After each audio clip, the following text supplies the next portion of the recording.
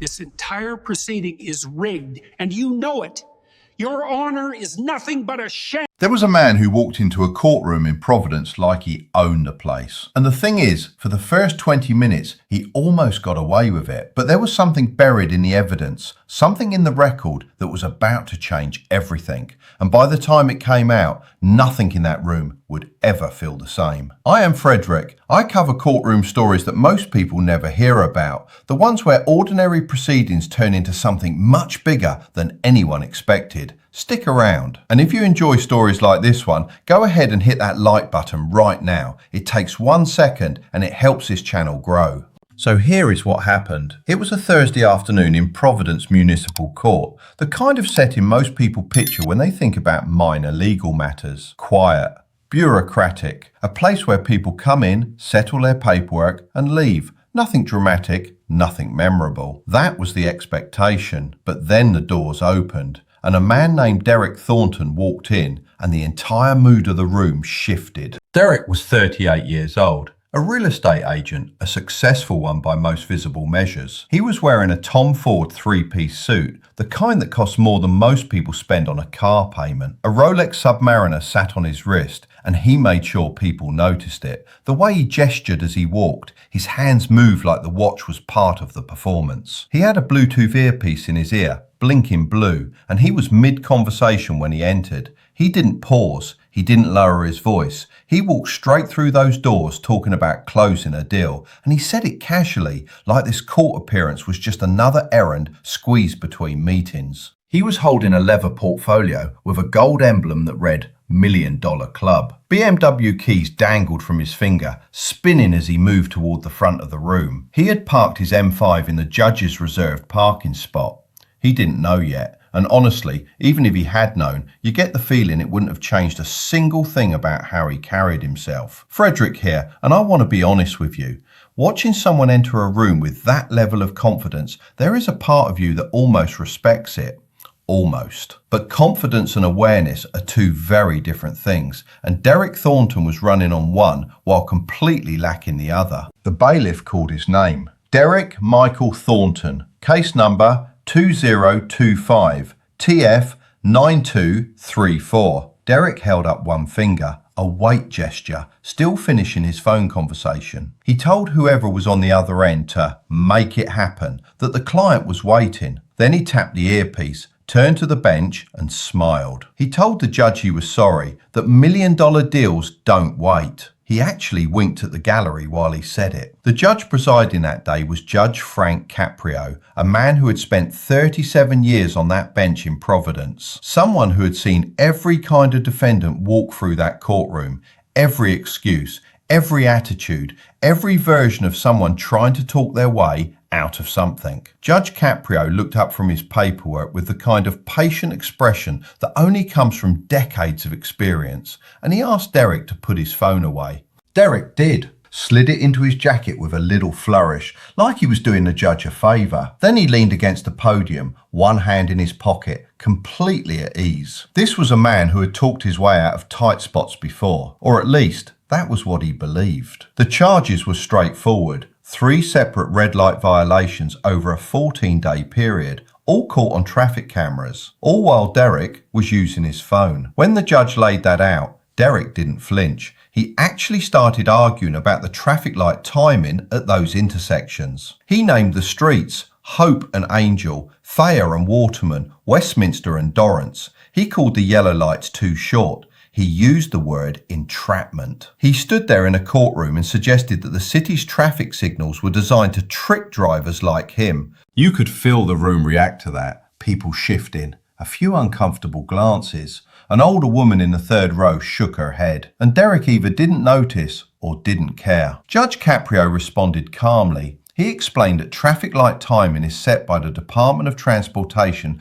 based on safety standards. These aren't traps. They are protections. Derek's response was to double down. He called himself a professional driver. He said he had been driving for 20 years. He said clients were waiting. He said in his business, every minute late costs him thousands. And then he looked at the judge and said, "I'm sure you understand." That phrase, I'm sure you understand. Like they were colleagues talking about the inconveniences of a busy week. Judge Caprio paused, and then he asked Derek to watch something. The monitor beside the bench activated, and a series of traffic camera recordings began playing for the courtroom. The first one showed the intersection at Hope and Angel Street, rush hour, 5:45 in the afternoon. Cars backed up in every direction. The light sequence was clear: yellow, then red, and then Derek's black BMW M5 came through that intersection at speed, the light plainly red, and Derek had a phone pressed to his ear the entire time. A car in the crossing lane had to brake hard, and at the edge of the crosswalk, an older man with a cane stumbled backward, barely keeping his balance. He almost fell. Almost. Derek watched this and shrugged it off. He said the yellow was probably only a second long. He said slamming on his brakes would have caused a rear-end collision. He called it defensive driving. The second clip loaded. Thayer and Waterman. 8:20 in the morning, same black BMW, same driver on the phone, same pattern. Yellow, then red, and Derek accelerated straight through. This time a school bus was waiting to move forward. The bus driver was visibly reacting, gesturing from inside the vehicle. Derek acknowledged it mildly. He called it a judgment call. Then he pointed out that there was no collision, no contact, no damage, and he said, no harm, no foul. Judge Caprio cut him off right there. He told Derek that no harm, no foul is a phrase children use on a playground. It is not a legal standard. And then the third clip played. This one was different. Westminster and Dorrance. 12:30 in the afternoon, the busiest intersection in downtown Providence. Pedestrians everywhere, tourists, locals, crosswalks full of people moving in every direction. The footage showed Derek's BMW approaching. The light was red, had been red for a noticeable stretch. And Derek did not slow down, did not stop, did not even lift his eyes from his phone. He was looking down. Texting. Driving through a red light at a busy downtown intersection while actively reading or composing a text message. And in that crosswalk, halfway across, was a young woman pushing a stroller, a toddler inside. The woman saw the car coming, and for one frozen second, she couldn't move. She just stood there. Then instinct took over, and she yanked the stroller backwards so hard she stumbled and fell. The stroller tilted. The wheels lifted off the ground. The BMW passed exactly through the space where that mother and her child had been standing. The courtroom reacted the way you would expect. Gasps. Someone said, "Oh my God," loud enough for everyone to hear. A woman covered her mouth. An older man halfway stood up before sitting back down. The emotion in that room was immediate and real. And Derek's response was to explain that he had been stuck in traffic for 15 minutes before that light, that he needed to reply to a client about a property that was about to go under contract, that he had maybe 10 seconds to respond or lose a $200,000 commission. I have to pause here for a second because I have covered a lot of courtroom stories and I have heard a lot of justifications, but sitting with that one, really letting it land, that felt different. That wasn't someone making a mistake under pressure. That was someone doing the math and deciding a commission mattered more than checking whether the road was clear. Judge Caprio let that silence sit. He let Derek hear his own words in that quiet room, and then the judge said he had someone he wanted Derek to meet. The bailiff opened a side door. A young woman walked in. She was maybe 32 or 33, simple clothes, jeans and a sweater. She was holding the hand of a small girl with curly brown hair, maybe 2 years old, and after a moment, people in the courtroom realized who she was. She was the woman from the third video, the mother with the stroller. Her name was Rachel Martinez, and the little girl beside her was Sophia, the child who had been in that crosswalk. Derek's posture changed the moment he saw her. The smile was gone. His hand came out of his pocket. He straightened up, and for the first time since walking into that room, something close to real awareness crossed his face. Rachel Martinez was sworn in and sat down with Sophia on her lap. The little girl played with her mother's hair, completely unaware of what was happening around her. Judge Caprio asked Rachel to describe what happened that day. Her voice was steady when she started. She had the walk signal. She was crossing legally. She heard the engine rev before she saw the car. She turned her head and saw the BMW coming straight toward her and her daughter, and the light was red. She knew it was red because she had the walk signal, but the car wasn't stopping. She said there was a moment where she simply couldn't move. Her brain couldn't process it fast enough. And then something in her body took over and she pulled the stroller back as hard as she could. She fell, hit the pavement. Sophia started crying because the sudden motion frightened her. Rachel said she had nightmares for a week after that. Every night the same image, the car coming toward them. She said that now, every time she crosses that intersection, which she does almost every day because she works as a nurse at Rhode Island Hospital, her heart starts racing. She panics. She had lived in Providence her entire life, 32 years. She had never been afraid to cross a street until that afternoon. Then she looked directly at Derek and asked him if he even remembered it, whether they were just another obstacle he moved past while closing a deal. Derek responded by saying he was sorry she had been frightened. Then he said he had complete control of his vehicle the entire time, that he saw her, that he was a professional driver who could handle multiple things at once. Rachel asked him how he could have seen her if he was looking at his phone. Derek said he glanced at it briefly, but was still aware of his surroundings. Judge Caprio stopped him right there. He pointed out that Derek had just contradicted himself. Either he was looking at his phone, or he was watching the road. Derek tried to thread the needle. He said he was aware of the traffic situation. He said he had processed the environment. Rachel stood up, Sophia still in her arms, and said her daughter could have died. She said both of them could have died, and she looked at Derek and said he was standing there talking about processing environments like they were data points in a business model. And Derek somehow made it worse. He told her he understood she was upset. He told her her daughter was fine, that she was fine, that everyone was fine. And then he said, "Can we please stop with the drama?" That word, drama. It landed in that courtroom like something thrown. People reacted visibly. The bailiff shifted his stance, and Judge Caprio's expression hardened in a way that told everyone in the room the dynamic had just changed. Before anyone could move past that moment, the prosecutor stood and told the judge there was additional evidence. Derek's social media posts. What followed was a series of posts from Derek's own LinkedIn profile, pulled up one by one. The first post was from 2 days after the second violation, a photo of Derek inside his BMW, steering wheel and dashboard visible. The caption talked about closing deals at 80 miles per hour, hashtags about hustle culture, no time to waste, making moves. The second post was from 1 week after the incident with Rachel Martinez, a photo of a traffic citation sitting on his dashboard. The fine amount was clearly visible. The caption called it "the cost of doing business when you're a closer." Hashtags about it being worth it. Time is money. The third post was from the day before his court appearance, a photo of the courthouse exterior taken from the street outside. The caption read something along the lines of, "A quick stop at municipal court, probably easier than his average negotiation." A laughing emoji.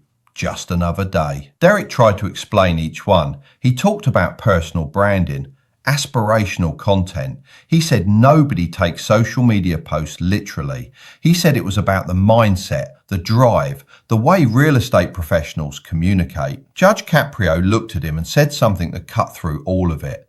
He said Derek had turned his disregard for human safety into a brand. And then Derek laughed. Not a nervous laugh, not an awkward chuckle trying to lighten the mood, a full, genuine laugh. The kind of laugh that says the person doing it finds the entire situation ridiculous. He looked at Judge Caprio and said something to the effect of, "Come on, this is traffic court. It's like going to the DMV. You pay the fine and you get back to real life." The room went completely silent after that. Rachel Martinez stared at him. The gallery froze. And Judge Caprio's expression shifted into something that was no longer patient, no longer measured in the way it had been. The warmth the people in Providence know him for, it simply wasn't there anymore. I want to be straightforward about how that moment felt. Watching someone laugh while the woman whose child they nearly killed is standing right there holding that child and explaining what it felt like to believe for 1 second that both of them were about to die. That wasn't funny.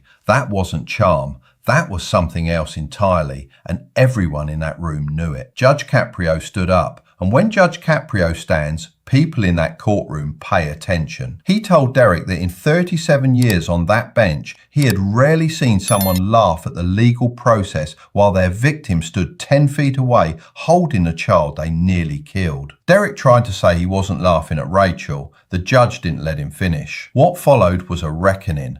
Judge Caprio told Derek that the court had reviewed complaints filed against him with the Providence Board of Real Estate. 17 complaints in 2 years, all related to his driving behaviour. Clients describe him reckless lane changes, missed documents during meetings because he was on his phone, an elderly client who felt unsafe riding with him, a rear-end collision in a client's driveway while texting. The prosecutor also presented additional dash camera footage from other drivers who had filed complaints with the police. Clip after clip of Derek cutting off cars, running stop signs, drifting into other lanes. In every single clip, the phone was visible, in his hand, at his ear, on his lap. Then members of the gallery spoke. An older veteran named Robert Castellano stood and explained that he walks his dog past the Hope and Angel intersection every morning. He said he had almost been hit 3 times that year by drivers on their phones. He looked at Derek and asked whether his life was expendable because he was retired. A crossing guard near Thayer and Waterman stood and described what it is like to watch drivers blow through school zones every single day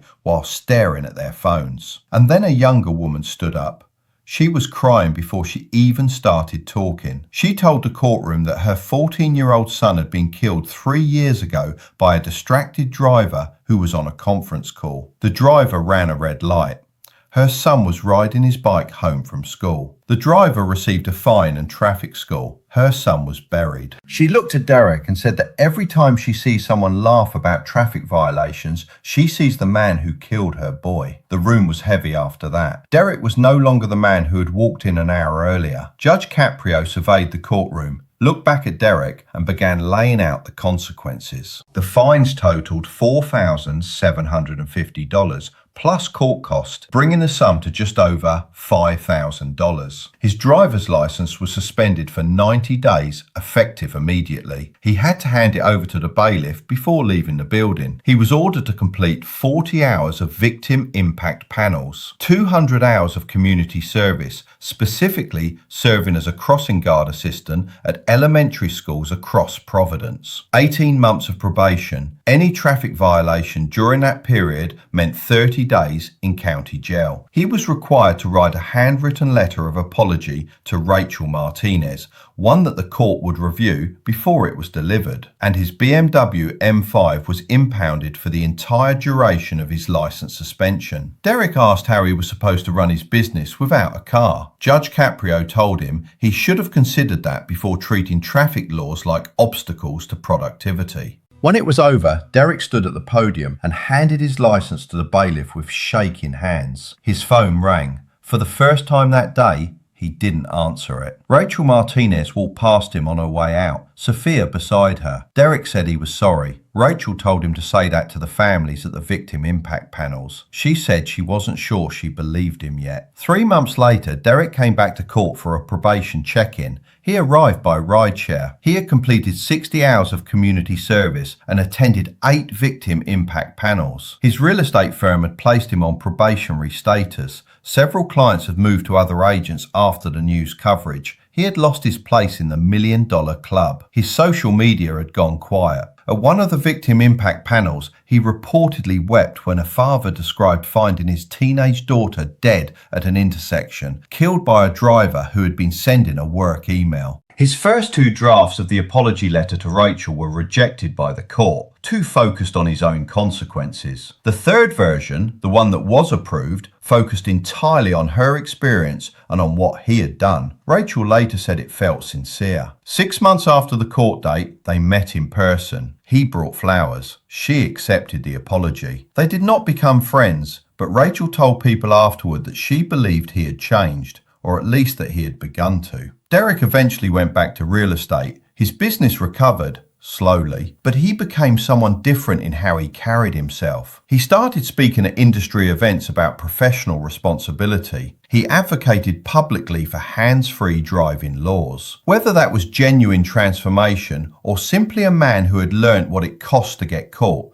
Only time will tell, but one thing is certain. He never laughed in a courtroom again. If stories like this one matter to you, the kind where someone finally faces what they have been avoiding, subscribe to this channel. We cover cases where accountability shows up whether people are ready for it or not. And tell me this in the comments. Do you think Derek actually changed? Or did he just learn to be more careful about what he says out loud? Every single time you get behind the wheel, you are holding other people's lives in your hands. Your next call can wait. Your next message can wait. Because unlike Derek Thornton, you might not get the chance to learn that lesson the hard way.